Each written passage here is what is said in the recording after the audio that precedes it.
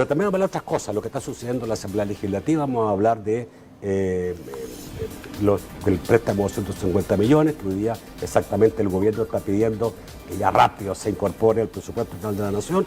Vamos a hablar de la rendición de cuentas, vamos a hablar del caso del Ministerio de Agricultura, el caso, digamos, de la fotografía de tu celular, etcétera, etcétera, y la detención hoy día del expresidente del Partido Arena, Gustavo López Dawson.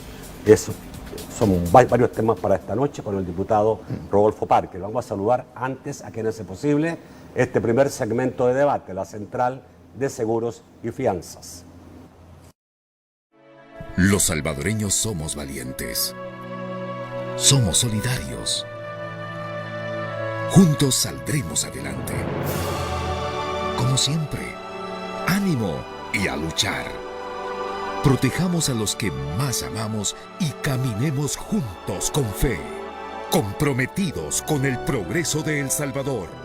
La Central de Seguros y Fianzas, su centro de confianza. Bueno, a ver, yo quiero partir por lo que sucedió aquí, una lamentable situación, porque uno, digamos, normalmente habla con los invitados antes y se hace en un ambiente de confianza.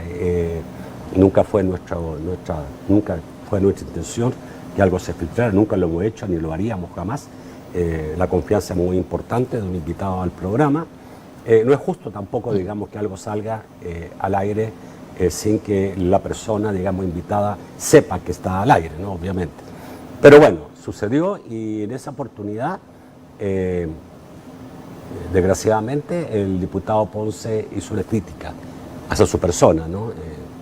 Diciendo que venía de la comisión un poco cansado y que...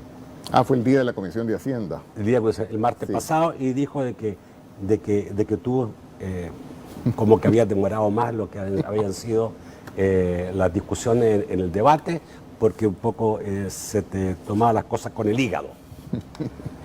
¿Es que Rodolfo Parque actúa con el hígado como diputado opositor? Doy gracias a Dios que tengo bien el hígado, pero no es el caso. Y francamente vi el video y pues no sé, lo siento, una situación penosa de que eso se haya dado, pero si entramos un poquito en el contexto, ¿qué es lo que ocurre? Hay una ola de personas hoy día aquí en El Salvador que van y quieren atacar al mensajero. Esto incluso ha dado origen a que se cree una comisión especial en la Asamblea Legislativa, pero no entran a lo que son las ideas, las cuestiones sustantivas que se están debatiendo, y eso es gravísimo. Lo que ocurrió ese día en la Comisión de Hacienda fue una situación, si a mí me pedís, Rodolfo, describirlo en una palabra, te diría pues surrealista. Te puedo explicar un par de anécdotas porque no te quiero transportar a las 8 horas que duró la Comisión de Hacienda. Mario se levantaba algunas veces, pero estuvo ahí la mayor parte del tiempo. Yo estaba muy conectado con el tema que se estaba discutiendo, pero por mi responsabilidad como diputado. Y obviamente no estaba conectado con el hígado, estaba conectado con toda la información que había tenido que ilustrar, con toda la información que había tenido que procesar, que era muchísima. Te cuento una sola anécdota, pero fue la característica central de toda la reunión. Llegaron 3 ministros, el secretario de Hacienda, el secretario de Agricultura y el secretario de Salud. Y no dejaban que el ministro de Salud interviniese, pero tenía que intervenir. Y además la Asamblea, la Comisión de Hacienda lo había citado en 2 ocasiones anteriores, no había llegado, y el tema que estaba pendiente, porque si bien habían presentado una nueva solicitud por $40 millones, como parte de los 250, 40 irían para el Ministerio de Agricultura, pero había un expediente sobre $23 millones, del cual la Asamblea no tenía ninguna explicación. Y se trataba de compras de cereales en Sinaloa, México. Y queríamos una explicación, no solo por aspectos formales delicados, es decir, que habían hecho movimientos sin haber pedido autorización previa a la Asamblea Legislativa, violando obviamente, ostensiblemente, la ley AFI, pero también violando la Constitución, porque incluso hicieron uso del rubro remuneraciones del Ministerio de Agricultura por $7 millones aproximadamente para irse a Sinaloa a comprar cereales. Decíamos nosotros, hombre, no nos han especificado, porque vienen y después piden permiso, después de haber hecho algo incorrecto, van a la asamblea y piden permiso para que se legitimara lo que mal habían hecho. Entonces teníamos que discutir, pero no solo la parte legal, sino que la parte comercial también, porque nos llevaba mucho la atención los precios tan altos. Incluso en la Comisión de Hacienda, en vivo, habíamos entrado en una ocasión anterior a la bolsa de productos en Sinaloa y los precios estaban mucho por debajo de lo que aparentemente se había pagado. Pero queríamos tener certidumbre. Entonces vengo yo y le pregunto, mira, ministro, un poco de explicación, y no del tema formal, no del tema legal ahorita, eso es otra cosa. Pero háblanos un poquito de la transacción comercial que se fue a hacer a Sinaloa. ¿Qué compraron con esos 23 millones? Y si nos lo puedes desglosar, ¿cuál fue el costo de cada uno de los paquetes de cereales que se compraron allá? No tengo la información, pero sí alcanzó a decir, pero si usted se refiere, me dijo, a una noticia periodística que hablaba de 33,000 toneladas métricas, esa noticia es falsa, porque en realidad no fueron 33,000 toneladas métricas, sino que fueron 50,000 toneladas métricas, porque nos llevan este documento, donde dice 50,000 toneladas métricas de maíz blanco. Entonces le digo, mira, ministro, es que yo no estoy preguntando con base en una noticia periodística, yo estoy preguntando con base en la información oficial que ustedes nos han entregado aquí a la Comisión de Hacienda. Y resulta que ese cuadro que nos has traído de 50,000 toneladas métricas, pues hombre, es un cuadro, pero el documento oficial de iniciativa de la Presidencia de la República habla de 33,000 toneladas métricas. Esta es la iniciativa presidencial. Entonces, no nos estamos refiriendo a una noticia periodística. Había una contradicción en datos oficiales. Pues, absoluta contradicción. Y no era la única contradicción. Después resulta de que el Ministerio de Hacienda había autorizado supuestamente la transacción. Y yo le muestro una carta, pero mira, ministro, aquí tenemos esta carta, despacho ministerial, Ministerio de Hacienda, y literalmente dice que el contenido de la misma no tiene ninguna relación con las funciones de este ministerio. El Ministerio de Hacienda se desligó completamente de esa transacción. No nos vengas a decir en un cuadro posterior que el Ministerio de Hacienda autorizó esa transacción. Segunda contradicción. Y esa fue la reunión, toda la tarde. Le decíamos al ministro de Hacienda, aquí entrando un poquito en materia, en las cuestiones que la ciudadanía tiene que conocer, le decíamos al ministro, mira ministro, mi pregunta inicial al ministro de Hacienda, ¿sería posible y en cuánto tiempo, eso sí es posible, nos puedes decir, que nos pasaran un reporte al país, no necesariamente a la Asamblea, pero para que sea público, con el dinero que se ha utilizado durante la pandemia para su combate, para su control, y pues en el plano de la reconstrucción económica, de esos dineros que ha utilizado en este periodo, nos podrían hacer un desglose pormenorizado diciendo qué es lo que se ha comprado, cuánto ha costado y quién fue el proveedor. Sí, nos dijo. ¿En cuánto tiempo, ministro? Una semana, dijo el ministro. Qué bien, decía uno, pues, qué bien, al fin vamos a tener un reporte que nunca hemos tenido. Vaya, eso era muy bueno para el país. Pero de pronto, ministro, estamos hablando de los casi 2,000 millones de dólares, ¿verdad?, que se han utilizado a esta fecha. ¿De dónde está sacando usted esos 2,000 millones de dólares? Me dice a mí. ¿Cómo que dónde estoy sacando los 2,000 millones de dólares? Empecemos y sumemos. Una suma simple. Primero se reorientaron varios millones de dólares, cerca de 600 millones de dólares del presupuesto 2019, ordinario 2020, se reorientaron para el combate de la pandemia. Y eso nos lo llegaron a decir ahí meses atrás a la Asamblea Legislativa y nosotros tomamos nota de lo que se nos comunica. Primero 600 millones, después el dinero del fondo, para redondear 390 millones, casi 400 millones, ya llegamos casi a 1,000 millones de dólares. Y luego los 1,000 millones de dólares que se colocaron, caro, va, por cierto, pero que se colocaron en la bolsa, ahí ya tiene 2.000 millones de dólares, que han entrado contantes y sonantes y que han sido administrados por el Ejecutivo.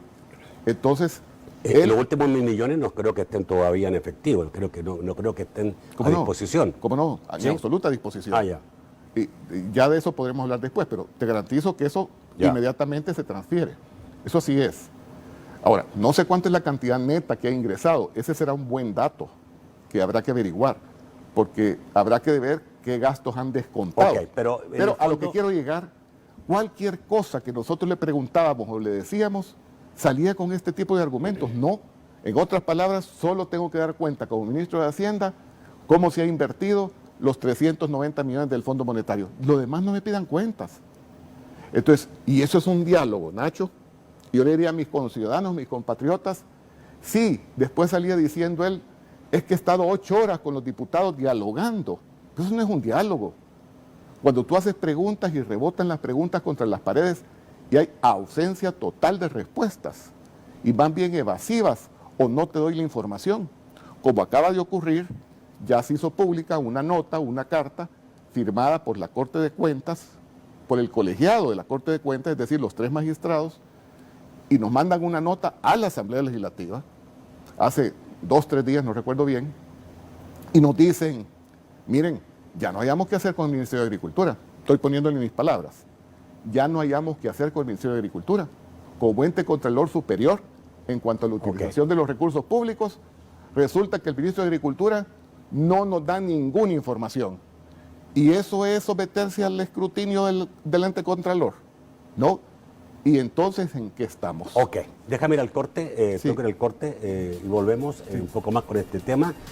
Entiendo, digamos, que tu posición es que el gobierno no está rindiendo cuentas como debe y a lo mejor por eso tú te has vuelto en un diputado complicado, digamos, para el gobierno. Pero Estaba conectado con el hígado, estaba conectado con cifras, estaba conectado con documentos, y si a algunas personas les pudo haber resultado eso, pues agobiante, eso es otra cosa, pero era mi responsabilidad. Ok. Vamos a volver porque hay 2 posiciones del público televidente, normalmente, o de la gente. Sí. Una es que molestan los diputados y otra es, ¿están cumpliendo los diputados verdaderamente con su función de controlar los préstamos que están aprobando? Vamos al corte y ya volvemos.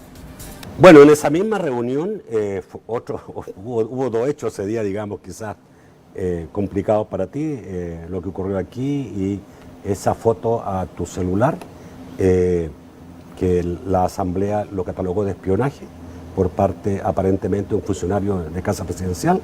Se te fotografía la pantalla de tu WhatsApp mientras tú estabas viendo un WhatsApp. Se especula, digamos, que estabas conversando con el magistrado Roberto Ansora de la Corte de Cuentas y el presidente Bukele pidió a la Fiscalía sobre esa base proceder, dice. Ansora cometió delito al compartir información de una auditoría, ¿ya? Y alertó de que si reelegían a Ansora, los diputados estaban consumiendo el pago por el delito de soborno. Bueno, primero, es como... No consumiendo, consumando, por favor. Es un Me tanto, equivoqué. es un tanto patológica el sentido del presidente Bukele. Es como que resulta de que se entró el mañoso a tu casa y se quiebra la pata en el intento, ahí adentro del jardín, y te va a pedir indemnización porque le sufrió ese suceso.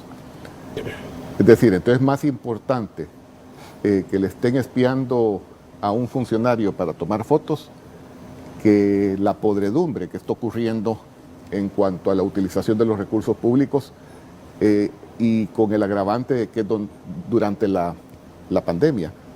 Es decir, aquí el problema de fondo, y todos lo estamos viendo, y los diputados en primera línea, es que el dinero no está alcanzando. No está alcanzando y no están rindiendo cuentas. Y al no estar rindiendo cuentas, lo que termina concluyendo es que que se están robando el dinero. Es decir, el gobierno no está funcionando, pero sí están robando. ¿Y cuál termina siendo el deber y la función de los diputados? ¿Y cuál es el rol que tiene que jugar la Asamblea Legislativa frente a tanto desmán del gobierno? Es decir, partamos de que este gobierno ha tenido el presupuesto más alto de la historia del país. Estamos hablando de 9.000 millones de dólares. Un presupuesto normal son 5.000 millones. Son 6 millones. 6 mil mil millones. Y le sumas los cerca de 3.000 millones que ya de hecho están autorizados, y de lo cual ya 2.000 millones de dólares están siendo administrados y ejecutados por el gobierno. Es decir, el dinero, la masa monetaria más grande que ha administrado en la historia un gobierno del país. Y resulta que lo que hacen es repartir bolsas. Y aún el reparto de bolsas se cuestiona, porque que si son de 50, si son de 30, si son de 15 dólares, por donde volteas a ver, hay enormes problemas. Tuvimos el encierro más grande de todo el planeta y ni siquiera se pudo preparar el hospital provisional como lo hicieron todos los países del mundo para poder encapsular el COVID y evitar que se contaminara la red pública de hospitales con saldos mortales, como terminó ocurriendo en El Salvador. De tal manera que donde volteas a ver.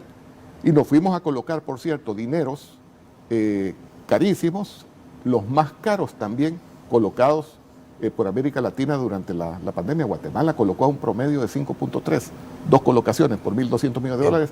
Honduras anduvo por lo mismo. Rodolfo, pero nosotros fuimos a pagar 9.5%. Es decir, ¿y de dónde viene todo esto? Y regresamos entonces al tema de los espionajes. Rodolfo, pero eso se dio por el momento determinado. O sea, es verdad que los organismos multilaterales te prestan barato. Los organismos multilaterales no responden a las condiciones de mercado. Ahí son otros criterios. Claro, no corresponde, pero en ese momento el mercado estaba, o sea, sobre todo para un país tan endeudado como nosotros, obviamente, digamos. ¿Qué me estás queriendo decir? Es que no has revisado los cuadros, Nacho. Si vos revisás cómo estaba la situación de riesgo país del Salvador antes del 9 de febrero, te vas a dar cuenta que estábamos muy bien. Estábamos mejor que Guatemala y mejor que Honduras. Bueno, pasó lo del 9 de febrero. El riesgo país provoca alto interés. Las cifras y los cuadros no engañan. Tú puedes ver a partir del 9 de febrero la caída, el enorme declive que tiene la credibilidad de los títulos del gobierno del Estado salvadoreño, a raíz de lo del 9 de febrero. O sea, esos platos rotos de ese suceso presidencial lo está pagando la gente nuestra, y particularmente la gente más pobre, la gente más vulnerable. Ha terminado pagando esas tan altas tasas de interés. Ahora, todo eso que ocurre, que te andan espiando, que te andan poporroneando las puertas. Yo tengo denuncias presentadas a la Fiscalía General de que me han poporroneado las puertas, de que me llegaron a tomar fotografías a la casa. Es decir, esto es una constante. No se limita a que te estén fiscalizando y tomando fotografías en lo que estás ejerciendo o cumpliendo con tus labores. Entonces, no es un hecho aislado tampoco en lo que respecta a mi persona. Pero una pregunta. Sabemos que también otros colegas, otros funcionarios de la Asamblea Legislativa han tenido que pasar por eso. Ok, pregunta, pero tú estabas chateando con el magistrado. No, yo no estaba chateando con el magistrado, para nada. Y si fuera así, ¿sería un delito? No, no sería tampoco un delito, en lo absoluto. Y aquí está mi celular, no me lo han mandado a pedir. Aquí está, ¿ve? y no tengo ningún problema. De tal manera de que, pues no estaba chateando con el magistrado. Por otra parte, el presidente Bukele se permitió, porque eso pues es algo muy natural en él, ofender, difamar, insultar. Se permitió decir que yo había cometido delito, lo dijo en un tuit. Entonces yo rápido contesté lo que tenía que contestar. Yo no estoy compartiendo ninguna información confidencial, y soy abogado, y leo y estudio. Y la disposición legal, creo que es el 323 del Código Penal, lo que dice es que cuando tú tienes bajo tu esfera de custodia una información que es reservado confidencial y la divulgas, cometes delito. Yo no he tenido ninguna información confidencial que yo esté divulgando, de tal manera de que pues no debería ser tan ligero un presidente de un país, aunque como él lo calificó, un país tercermundista, donde él se autodenomina presidente de un país tercermundista. Pero francamente, ¿qué se puede esperar de una persona que hace cualquier cosa, dice cualquier cosa? Que hizo lo del 9 de febrero, que ofende, que insulta. ¿Qué se puede esperar de una persona así? No es correcto, no es justo. Pero, igual le dije, como él me dijo que yo era un delincuente, entonces yo lo que le dije, no he compartido información confidencial, no he plagiado periódicos, no he sido procesado por evasión fiscal, no dirijo funcionarios que están siendo fuertemente cuestionados por corrupción. Así es que si hay delincuente, pues ese no soy yo.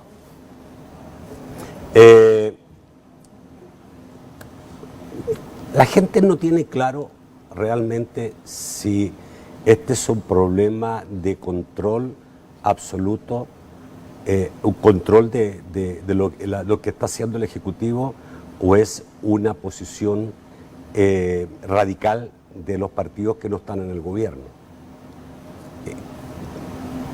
Porque, te lo dije antes también, o sea, hay gente que piensa que al final la oposición está entorpeciendo y está impidiendo que el gobierno trabaje como debe.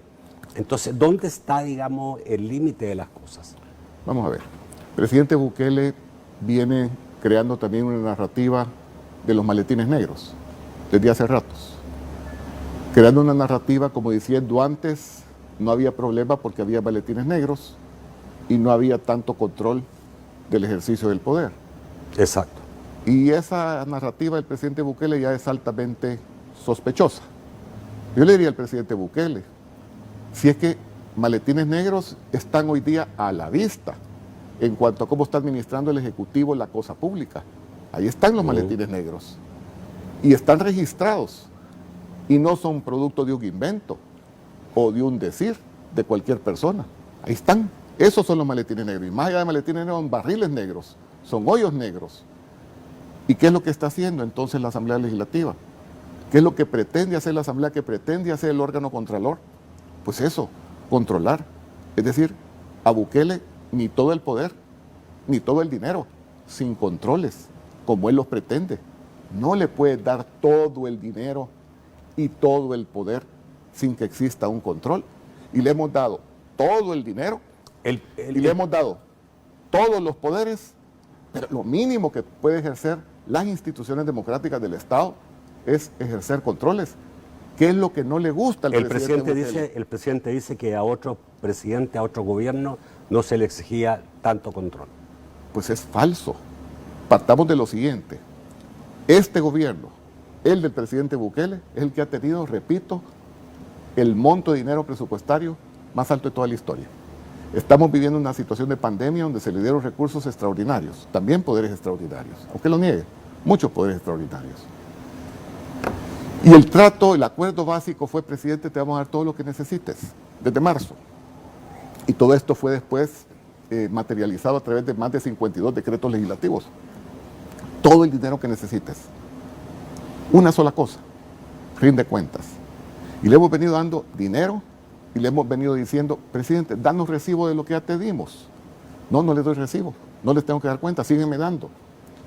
¿Qué estamos diciendo nosotros? Presidente, no te estamos negando el dinero que nos estás pidiendo, pero entrégale recibos al país, no a la Asamblea, entrégale recibos al país de lo que ya se te dio. Eso es todo. Entonces yo le diría al presidente Bukele, ¿qué de exigente o qué de situación de exigencia extraordinaria hay en que la Asamblea Legislativa, en el marco de la pandemia, en el marco de la utilización de recursos extraordinarios, se le pida a través de sus funcionarios una cosa tan sencilla, porque es todo lo que le estamos pidiendo? Presidente, da recibos de lo que se te dio. Nada más. Si tú, presidente Bukele, le das al país los recibos de lo que se ha gastado, la Asamblea Legislativa, ahora, el mismo día, inmediatamente, aprueba los siguientes flujos pero de dinero. Rodolfo, alguna gente también dice de que entonces ¿cómo es posible que la Asamblea le apruebe más dinero si no rinde cuentas, como tú dices, no da recibos? Es que a eso me voy. Incluso las personas que dicen, denle todo el dinero que está pidiendo el presidente, aún con esas personas, yo he hablado, me he entrevistado con personas que vienen y nos dicen, denle el dinero al presidente. Cuando yo les empiezo a explicar, así tete a tete, persona a persona, a la puchica, pero yo no sabía que las cosas eran así, y ya se les mueve el chip. No, entonces tienen razón, que el presidente rinda cuentas, que dé los recibos, porque es mucho pisto. Y eso es toda una cosa muy connatural, Nacho. Entonces yo no sé, y ahí tenemos la cosa de que no solo es con la Asamblea Legislativa, así que todo mundo que se presenta a quererle hacer control, la prensa misma, mira lo que le ha pasado a los periodistas, por no decir de un solo medio de comunicación, pero que han irrumpido incluso en forma sofisticada a sus sitios de habitación, a sustraerles sus laptops, sus herramientas de trabajo. Mira lo que ha pasado con algunos opinadores, escritores, columnistas de medios de comunicación. que se les ha, pues, que les está haciendo resistencia al gobierno. Ok. Todo lo que se le oponga. Y la Corte de Cuentas de la República, ya esto, por primera vez en la historia, nunca lo habíamos visto, que la Corte de Cuentas le diga a un poder del Estado, señores, ya no hay o qué hacer con el Ejecutivo. Simple y sencillamente no rinden cuentas, no rinden ningún tipo de informe. Esta carta es inédita, la que entró a la Asamblea Legislativa. Ok. Entonces, ¿qué podemos hacer nosotros? Simplemente seguirle dando, seguir endeudando al país, que además son dineros que van a pagar hasta 3 generaciones, cuando después esas personas nos van a decir, pero hombre, le hubieran pedido cuentas, le hubieran pedido los recibos. Eso es lo que estamos haciendo. Ok. Vamos al corte y ya volvemos. Bueno, mira, todavía una pregunta que me acaba de llegar y es porque creo que sí es importante en el país que la gente tenga mayor conocimiento de lo que es el sistema legal del país, ¿no? Dice diputado Parker, ¿usted considera ineficiente la función de la Corte de Cuentas de la República, tomando en cuenta que usted como diputado quiere que el Ejecutivo le rinda cuenta del último centavo que gasta? ¿Eso no es usurpar las funciones de la Corte de Cuentas? No, a ver, estamos en una situación extraordinaria del combate de una pandemia y por eso se han tenido que liberar recursos extraordinarios. Cuando se liberan recursos extraordinarios, lo que significa o quiero significar es que no va a haber burocracia de por medio, que las compras pueden ser hechas en forma expedita, como diciendo no podemos entretener, que se tomen las medidas, que se adquieran los productos, los insumos, para poder proteger a la población. Entonces, tú quitas controles que son controles ordinarios. Entonces, cuando quitas esos controles, lo has hecho tú como Asamblea Legislativa bajo tu responsabilidad. ¿Cuál fue el mecanismo de compensación a que estamos liberando los controles? Ejecutivo, compra todo lo que quieras y no va a haber burocracia. Pero ¿sabes qué? Ya cuando hayas hecho todas las compras, haz un prontuario de en qué lo gastaste, cuánto te costó y quién fue el proveedor. Nada más. ¿Y a quién se lo diste? ¿Y a quién se lo diste? Nada más. Simple y sencillamente, si hay situaciones controversiales o tal, eso es tarea de la Corte de Cuentas. Pero el mecanismo, repito, de compensación a que es la Asamblea Legislativa la responsable de haber quitado todos los candados, las burocracias, la ley, la CAP, es gobierno, compra, hazlo rápido. Ok, y cuando lo que pasa es que hay confusión. Y cuando tú dices pedimos recibos, no es el recibo que pide la Corte de Cuentas. No. Es una el forma, recibo que pide la Corte de Cuentas es otra cosa. Sí. Es control, básicamente. Sí, es más bien un prontuario, un detalle. Oye, igual la Asamblea es un ente contralor. Igual, o sea, no es la misma función de la Corte de Cuentas, pero tiene potestades para crear comisiones. No, y tener claro que cuando la Asamblea Legislativa autoriza un préstamo, y aquí estamos trabajando con dinero prestado, ni siquiera, pues una parte del presupuesto ordinario, pero la mayor parte es dinero prestado, es la Asamblea la responsable, constitucionalmente, creo que es el artículo 148 de la Constitución, que determina los destinos de los préstamos. Es decir, es un cúmulo de responsabilidades que asume la Asamblea Legislativa, uno por haber quitado controles y liberado la adquisición de productos, de bienes, de servicios, sin la ley y la CAP, y ese fue el mecanismo compensatorio. Después de un tiempo, pues rindes cuenta, pero aquí llegamos ya, marzo, abril, mayo, junio, julio, agosto, septiembre, pidiendo información y te topas con las paredes. Okay. No solo no dan información de cuentas, sino que además están escondiendo cuentas. Ok, ¿qué pasa con la Corte de Cuentas? Y rápidamente dime cómo va la elección, o sea, y realmente... porque todos seguimos sintiendo que tenemos una Corte de Cuentas pobre en el país. Bueno, a ver, hay críticas, se está haciendo un esfuerzo por parte de todos los partidos políticos, es lo que he podido observar, de hacer un examen escrupuloso para que la Corte de Cuentas vaya cumpliendo cada vez mejor su rol. Esto es una cuestión de evolución positiva en la historia del país. Podemos sí afirmar que la Corte de Cuentas que tenemos hoy tiene mucho más eficiencia en los controles que una Corte de Cuentas que tuviésemos hace 10 años. De tal manera de que avances sí los ha habido. Estamos monitoreando permanentemente y cuando digo estamos, la sociedad civil cada día se ha ido involucrando más. Tenemos no solo a Transparencia Internacional a través de un capítulo en El Salvador, cada vez hay más ONGs que están fiscalizando qué está haciendo la Corte de Cuentas y si lo está haciendo más o menos bien, y con capacidad de incidir en cuanto a la presión de la opinión pública. Es decir, hay mucho más participación ciudadana y eso es una gran cosa. Allá serán responsables los partidos y la Asamblea Legislativa si no le corresponde a la ciudadanía con la mejor elección posible.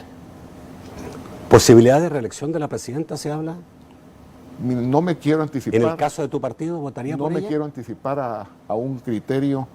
Según recuerdo, está en la lista que presentó el Partido Demócrata Cristiano. No solo la elaboré yo, ahí pues participó un grupo del Partido Demócrata Cristiano.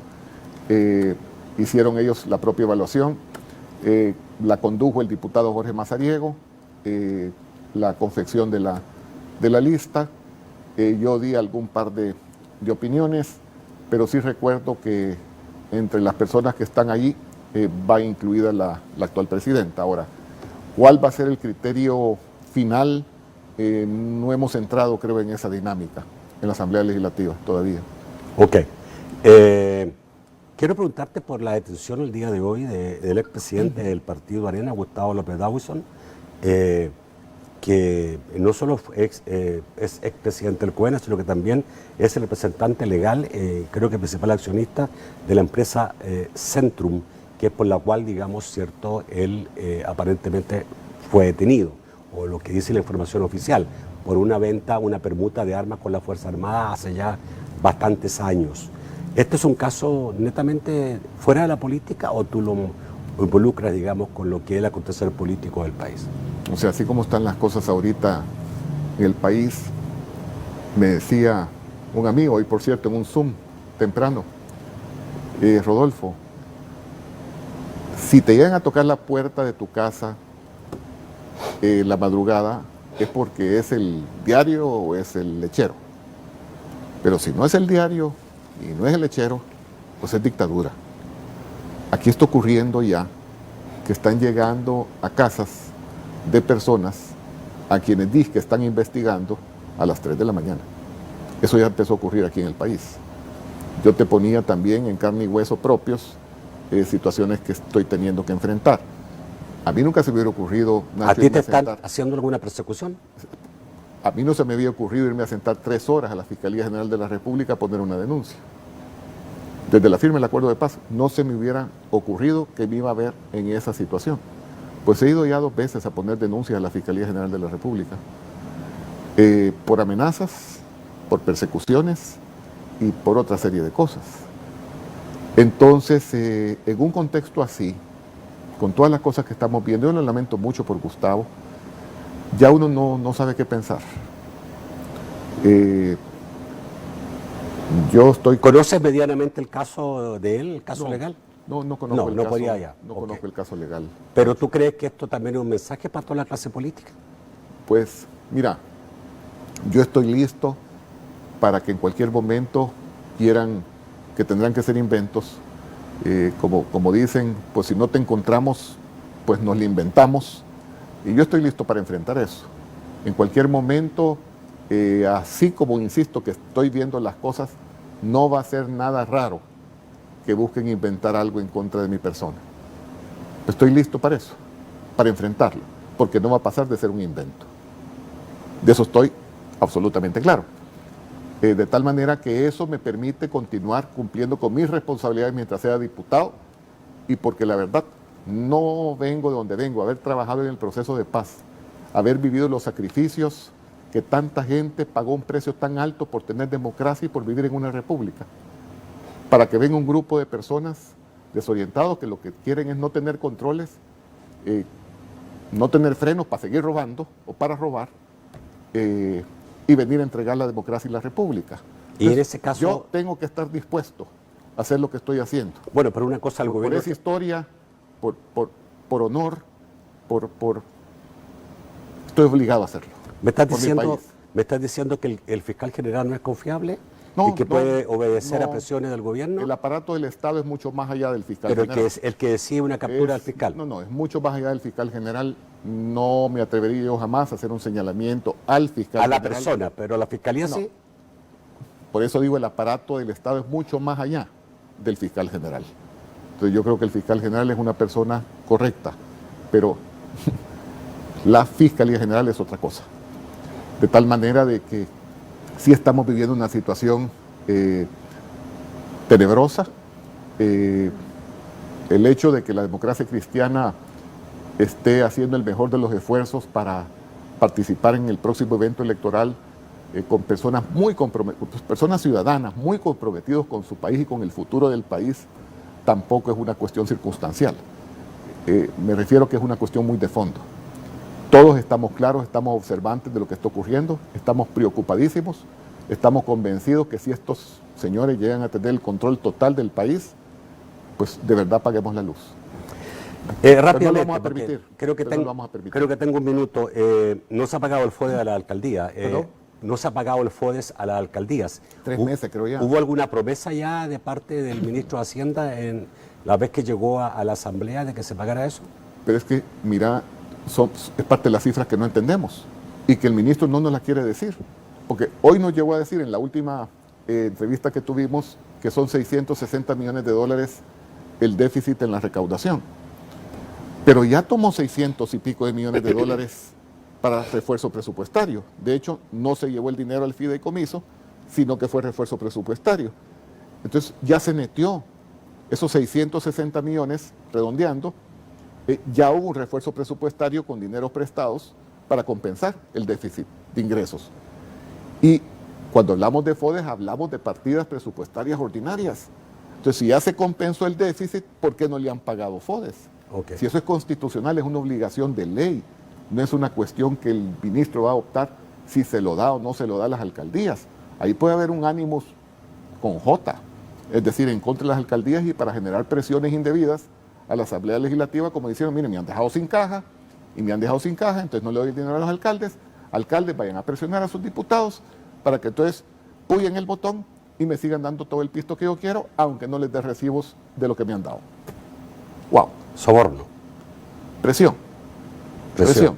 Pero la Asamblea Legislativa cada día, y yo pues estoy consciente de ello, cada día está dando muestras de que no se va a seguir dejando presionar como institución. Bueno, vamos al corte. Volvemos un par de minutos con sus comentarios y sus preguntas. Bueno, vamos con las preguntas del público. Mao Hernández, buenas noches. Nacho, buenas noches al diputado Rodolfo Parker. Comenzamos con la participación de Samuel Omar, que escribe: buenas noches, pregunto al diputado Parker por qué no se exige la misma transparencia a las alcaldías si son aparatos de Estado y manejan fondos públicos. Saludos. Claudia Ramos escribe: como diputado está consciente que sus declaraciones, su actitud de oposición contra el gobierno, nosotros como población la vemos más allá del profesionalismo, más en ataque personal. Adrián dice: ¿qué consecuencias puede traer al Estado el hecho que funcionarios del actual gobierno pasen por alto la LACAP?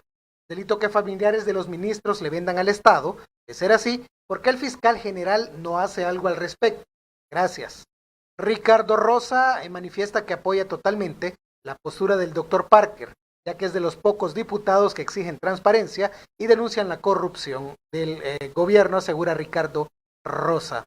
Elena dice: si en periodos de emergencia los gastos sobrepasan los presupuestos y se hacen compras para ayudar a los pobladores, ¿usted no está de acuerdo que la agricultura se reactive? Por ello frena su ayuda. Omar Vázquez dice: es una situación delicada. La corrupción moderna del presente se justifica cuestionando la corrupción aún vigente del pasado. Un sector poblacional aplaude y cuestiona, pero el otro 100% de la población no militante, que no opinamos en las encuestas, exigimos transparencia a todos. Julio Aguilar: diputado, es frustrante como ciudadano escuchar tantos indicios de corrupción por parte de funcionarios y que sean solo señalados sin ninguna consecuencia legal. ¿Qué es lo que está haciendo falta para sentar algún precedente legal que detenga estos delitos? De la cuenta Contrapunto hacen la siguiente pregunta: ¿procederá procesalmente por el acoso desde el Ejecutivo? Es decir, si hay fundamentos de una campaña de desprestigio, acoso y acusaciones infundadas de un funcionario contra otro, ¿cómo debe tratar esta situación el ente correspondiente? Regresamos al set para las respuestas del doctor Parker. Rolfo. Bueno, sobre esto de ataque personal, yo le quiero decir pues, respetuosamente a la persona que dice que demasiado, como que si fuera un ataque personal o una disposición mía. Es decir, yo no tengo nada personal contra el presidente Bukele en cuanto a su persona. Tengo 62 años de edad, tengo 3 maravillosos hijos, tengo nietos y he vivido una vida bastante intensa, como para andar creando enemistades como por gusto, o estar enfrentando el poder porque es mi responsabilidad, y resulta que el estar enfrentando el poder porque es mi responsabilidad se considere que es un ataque personal. O sea, francamente, entonces pues sería un gran burro, porque no es ganga estar enfrentando al poder para que después incluso sos sujeto de tanto ataque que yo intuyo, obviamente, de que es con recursos públicos que se me ataca por parte de funcionarios, empezando por el propio presidente de la República. No es ganga, pero es mi deber. Y es mi deber por todo lo que estamos hablando. Es decir, ya son hechos públicos y notorios que están habiendo contrataciones no solo con sobreprecios y lo indignante que en medio de una pandemia, sino que además con personas allegadas. ¿Y qué ocurre cuando el día de mañana nos digan, pues se los pasaron enfrente, se los pasaron en la cara y ustedes no hicieron nada? Y era su responsabilidad constitucional y era su responsabilidad legal poner frenos. Porque si no, ¿de qué se trata? De que pues dejen que ellos tengan todo el control y que no haya ningún freno para que roben lo que quieran. Eso no es lo correcto. De tal manera de que no es ganga. Sobre lo de la reactivación de los sectores productivos, quiero decir que desde que dimos el primer decreto de emergencia, en el mes de marzo, quedó una disposición, el artículo 5, donde se estableció la obligatoriedad del gobierno, del Ejecutivo. Nosotros le brindaríamos los recursos como lo hicimos, autorizaríamos los recursos para que se pudiera operar esta obligación del gobierno para hacer transferencias económicas, no solo al sector informal, como se hizo en una forma opaca, porque todavía no tenemos ninguna información de cómo se hizo, pero también al sector formal. Y tengan presente una cosa, de 700,000 personas que estaban registradas en el Seguro Social antes de que empezara la pandemia, es hora que ya perdimos alrededor de 100,000 empleos formales, hablando del sector privado. Si esa disposición legal se hubiera cumplido y hubieran habido transferencias en cuanto al subsidio, el pago en las planillas, ni hubieran habido tantas personas despedidas con sus contratos cesados o suspendidos, que a la final esos miles y miles de contratos suspendidos se pueden convertir en finalización de contratos. ¿Por qué ocurrió eso? Porque el gobierno desde marzo no cumplió con la ley, habiendo tenido los recursos en sus manos para hacerlo, de haber hecho el subsidio del pago de las planillas. Sí hemos estado como Asamblea Legislativa exigiendo y reclamando al gobierno por qué no ha cumplido con la ley. Es más, una ley que el Ejecutivo, en cuanto a esto respecta, ellos mismos lo propusieron. Esa disposición del decreto, se me olvidó el número en este momento, esa disposición el mismo Ejecutivo la presentó al Legislativo y nosotros se la avalamos. Y por no haberla cumplido, se han perdido ya muchísimos, miles, decenas de miles de empleos. Sí hemos estado tras la recuperación de la parte económica y no nos ha parecido desde un inicio que el presidente Bukele y sus allegados quisieran poner en conflicto la vida o la comida. Como que si todo era a proteger la vida, encerrarnos, a invernar y ya veremos mañana cómo se come. Soslayando, desconociendo que nuestra gente, si no sale a trabajar, no come. Ese es nuestro país, esa es nuestra gente. Y además muy digna. No le gusta al salvadoreño que le estén repartiendo y que lo hagan dependiente de lo que el gobierno le quiera hacer llegar. En cuanto a cuáles pueden ser las consecuencias, como dijo un amigo televidente, de todo lo que está ocurriendo, repito, son hechos públicos y notorios, pues sí, ahí tienen que entrar con mucho peso, tanto Corte de Cuentas, no la han dejado entrar, en el caso del Ministerio de Agricultura, según la nota que nos han enviado a la Asamblea Legislativa, entonces no pueden ejercer los controles, están dejando registro. ¿Qué cabe ahí por parte de la Corte de Cuentas si un funcionario impide, digamos? Le dijo a la Asamblea Legislativa, mira Asamblea, te estoy informando porque no me dejan cumplir mi trabajo, porque no nos dan la información que están ellos obligados legalmente a brindarnos. Están dejando un registro ahí, en la Asamblea, pero además, pero al final de la nota, la Corte de Cuentas nos dice como Asamblea, lo que les estamos participando a ustedes es sin perjuicio de los canales legales a los que vamos a acudir. ¿Y qué puede hacer la Corte de Yo Cuentas? entiendo que la Corte de Cuentas podrá certificar lo que está ocurriendo a Fiscalía General. Y ya, entonces, Fiscalía General, con esa certificación de lo que está ocurriendo, una certificación oficial del ente contralor, que no la dejan cumplir con su función, que están violentando la ley y que no están transparentando cuentas y que entonces puede estar ocurriendo cualquier cosa, entonces la Fiscalía va a estar habilitada para actuar. Ok. ¿Cuánto tiempo tengo, perdón, Mao? Creo que ya se nos fue el tiempo, ¿no? 30 segundos, se nos fue el tiempo. Bueno, muchísimas gracias, Rodolfo, por estar esta noche. Creo que era de ley, ya que eres abogado, invitarte después de lo ocurrido, pero además está siendo un actor importante hoy día en la Asamblea Legislativa. Y gracias, Nacho, pero ese es el punto de que si permitimos como salvadoreños, este tema no es solo para los partidos políticos, la elección que viene, este tema es para la ciudadanía entera, por la profundidad y la gravedad de los acontecimientos que estamos sufriendo como país. Si esta gente llega y se toma y controla la Asamblea Legislativa, van a tener control total. Y entonces van a robar sin freno. Gracias, Rodolfo, por estar esta noche. Gracias a usted, amigo televidente, por su sintonía. Yo los espero el lunes a las 8 de la noche. Que tengan buenas noches y un excelente fin de semana.